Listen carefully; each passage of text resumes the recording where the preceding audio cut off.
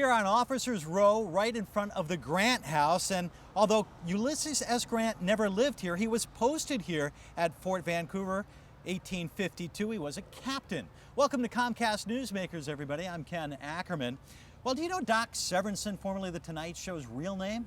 Well, our next guest does. Well, why don't we ask him? Please welcome Terry Currier, who is the president of the Oregon Music Hall of Fame. All right. Hello, on Ken. the spot. How are you? Great. Doc Severinsen. Carl. Doc Severinsen. See, you learn something on this show every day. So glad you're with us. We have a new class coming up of inductees, and I know that Tommy Thayer, who replaced Ace Frehley with Kiss, is one of them. Tell me about some others. Yes, the class this year is really great. We have Black and Blue, which Tommy Thayer was a member of. They made 4 records for Geffen, and Gene Simmons from Kiss produced 2 of them. And Tommy became the archivist for Kiss, and when they had some problems with Ace and they kicked him out of the band, Tommy was the natural replacement. In fact, there's a couple of times when Ace didn't show up for shows that Tommy just jumped into the suit and took the persona anyway. I know that one local musician played at Woodstock and also wrote If I Were a Carpenter. A lot of people don't know this. Tell me a little bit about Tim Hardin. Tim Hardin was from Oregon. He went to New York. He was part of that early 60s folk scene in New York.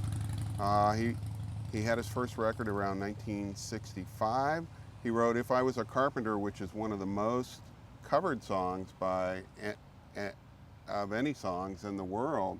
He also wrote another great song called Reason to Believe, which Rod Stewart did on one of his first solo records. Can you sing that for us? No, I'm kidding there. Tell me about Rebecca Kilgore, who you regard as one of the best jazz singers ever. Yeah, Rebecca's very much overlooked by the jazz fan world, but in the jazz critics world, she's very well regarded. In fact, she's in New York City right now performing, and she was written up in the New York Times and the Wall Street Journal this week.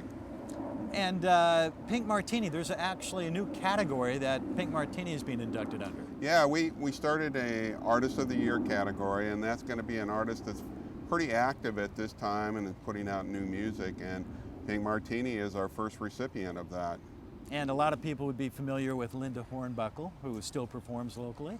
Linda's a gem. She grew up in her father's church. She was a gospel singer, and then she expanded into blues and soul, and she was with the Paul DeLay band when Paul was in prison for a little while, and she's had her own solo career, but she has been a great background vocalist.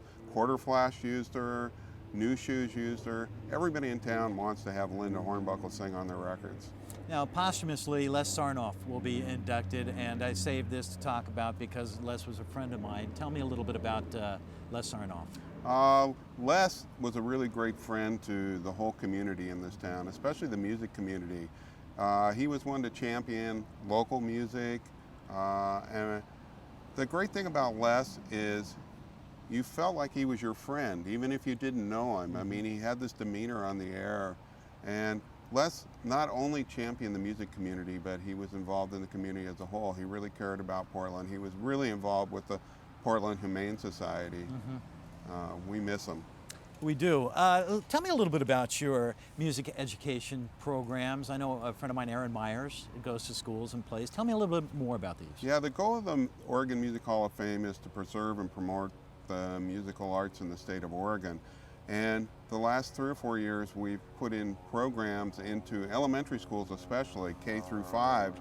And we're working with Aaron Meyer right now. He went in and did 15 assemblies in elementary schools just last year, where the whole 400 or 500 kids in the whole elementary school go into the gymnasium, and he does an hour presentation and really introduces many of these kids to music for the first time. Well, thank you very much, Terry Currier. I know October 9th is the induction ceremony, and we want to have you back, talk a little bit more about that. Okay? Oh, that'd be great. All right. Thanks for joining us, everyone. Make it a great day.